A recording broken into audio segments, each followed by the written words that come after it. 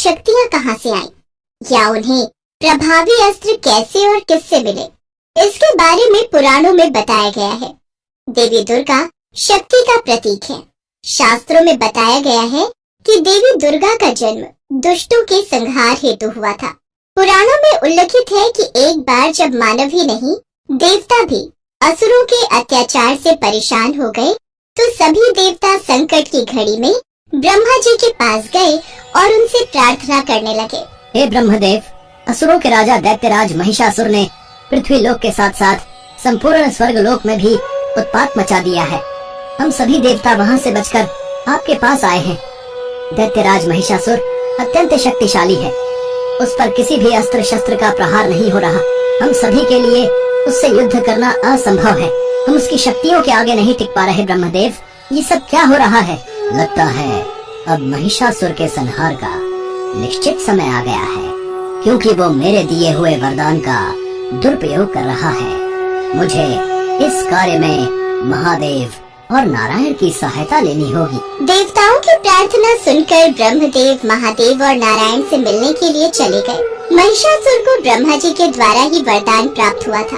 पौराणिक कथाओं के अनुसार महिषासुर एक असुर था। महिषासुर का पिता रंभ असुरों का राजा था, जो एक बार एक महिष यानी भैंसे से प्रेम कर बैठा और दोनों के योग से महिषासुर का जन्म हुआ। इस वजह से महिषासुर इच्छानुसार जब चाहे भैंसे और जब चाहे मनुष्य का रूप धारण कर सकता था। उसका शरीर भैंस के समान काला व बलवान था। अपने आप को सबसे शक्तिशाली बनाने के लिए महिषासुर ने कई वर्षों तक भगवान ब्रह्मा की तपस्या की। भगवान ब्रह्मा उसकी तपस्या से प्रसन्न हुए तथा उसे वरदान मांगने को कहा। महिषासुर, आंखें खोलो, मैं तुम्हारी तपस्या से प्रसन्न हूँ। मांगो, तुम क्या वरदान चाहते हो? हे ब्रह्मदेव, मैं अमर होना चाहता हूँ। आप मुझे अमरता का वरदान दीजिए। हे महिषासुर, मैं तुम्हें अमरता का वरदान नहीं दे सकता। तुम इस वरदान की जगह मुझसे कोई और वरदान मांग सकते हो। हे ब्रह्मदेव, आप मुझे ऐसा वरदान दीजिए जिसमें मेरी मृत्यु किसी भी देवता या दानव के हाथों न हो। मुझे वरदान दीजिए कि मेरा वध केवल एक कुंवारी कन्या के हाथों हो, अन्यथा किसी के हाथों नहीं। तथास्तु। महिषासुर को वरदान देकर ब्रह्मा जी अंतर्ध्यान हो गए। महिषासुर ने अपने अहंकार में आकर ऐसा वरदान प्राप्त कर लिया, क्योंकि वह जानता था कि किसी कुंवारी कन्या में इतनी शक्ति नहीं होगी जो कि उसका वध कर पाए। भगवान ब्रह्मा से वरदान पाकर महिषासुर अपनी असुर प्रवृत्ति के कारण उसका दुरुपयोग करने लगा तथा सभी पर अत्याचार करने शुरू कर दिए। उसके अत्याचार से संपूर्ण मानव सभ्यता तथा देवता आतंकित थे। वह बेवजह मनुष्यों को मारने लगा तथा देवताओं को तंग करने लगा।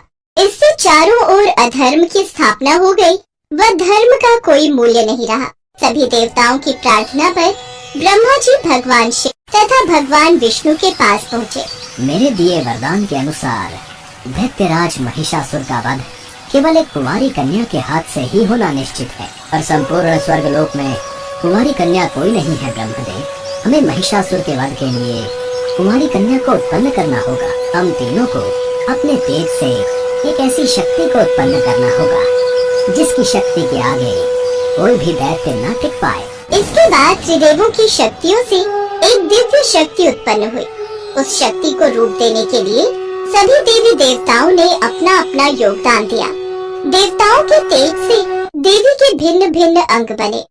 माँ दुर्गा की उत्पत्ति होने के बाद उनको असुरों पर विजय प्राप्ति के लिए अपार शक्ति की जरूरत थी।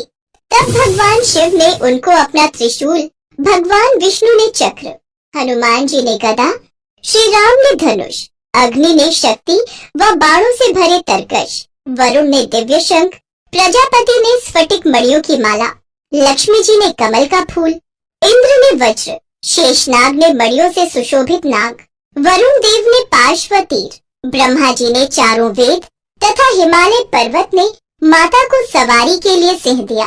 माँ दुर्गा का यह विराट और भव्य स्वरूप असुरों में भय पैदा करने वाला था। माँ दुर्गा के पास सभी देवता। हे देवी, आज से आप पूरे विश्व में देवी दुर्गा के नाम से विख्यात होंगी।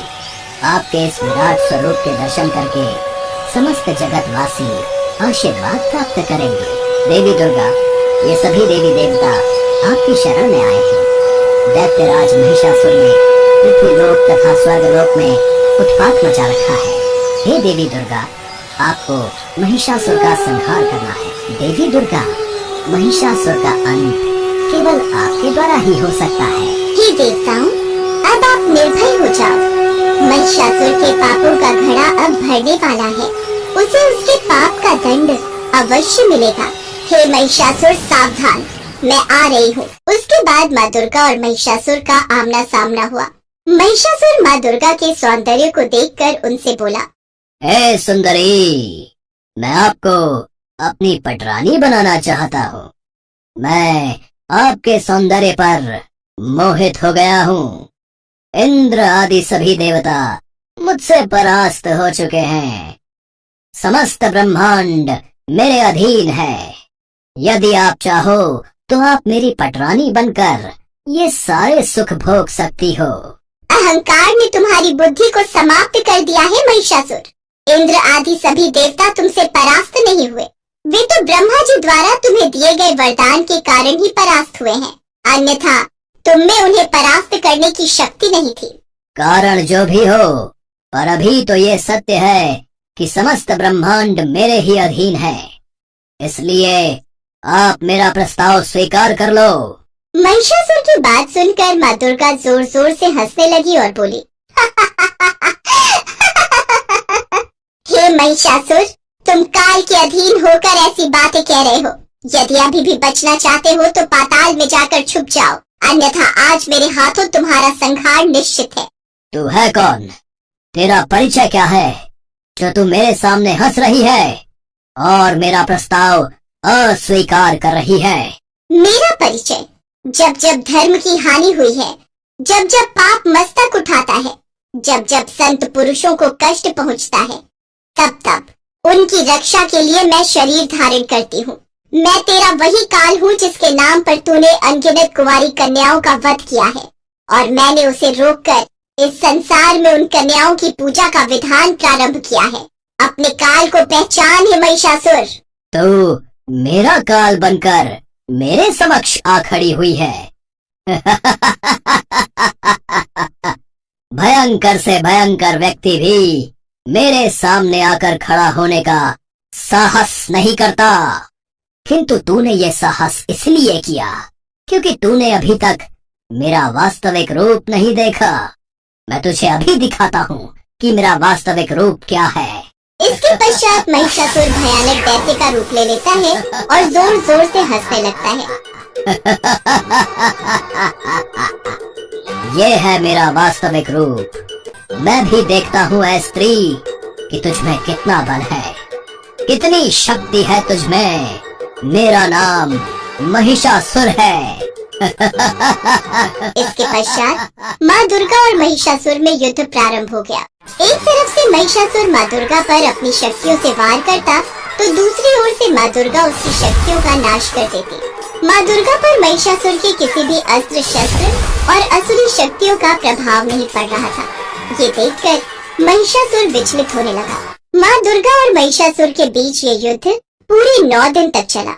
अंत में 10वें दिन महिषासुर ने एक भैंसे का रूप धारण किया। तभी माँ दुर्गा ने भगवान शिव से मिले त्रिशूल से महिषासुर पर प्रहार किए और उसका वध कर डाला। इस प्रकार माँ दुर्गा के प्रचंड रूप ने महिषासुर का उसकी राक्षसी सेना समेत संपूर्ण नाश कर दिया और पृथ्वी लोक तथा स्वर्ग लोक को महिषासुर के प्रकोप से मुक्ति मिल गई। सभी देवी देवता माँ दुर्गा के नाम का गुणगान करने लगे और सिंह सवारी माँ दुर्गा के ऊपर फूलों की वर्षा होने लगी।